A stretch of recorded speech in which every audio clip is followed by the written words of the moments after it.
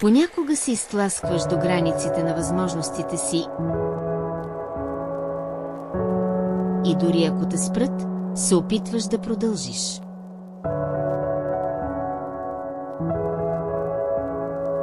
Дори когато не виждаш изход, приемаш предизвикателството.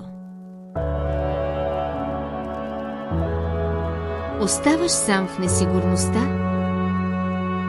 там, в тишината.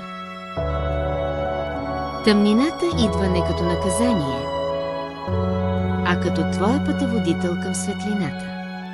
Плачът и писъкът ти не могат да заличат дълбоките ти рани,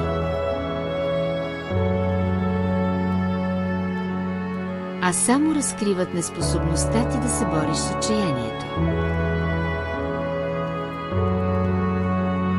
Тъгата ти е безкрайна, а болката коварна.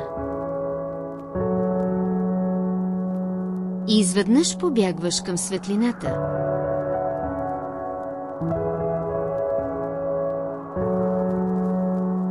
Където ти и душата ти се сливате в едно цяло.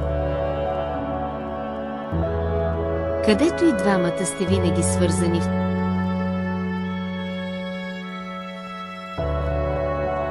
тъмнината или суровите бури на реалността.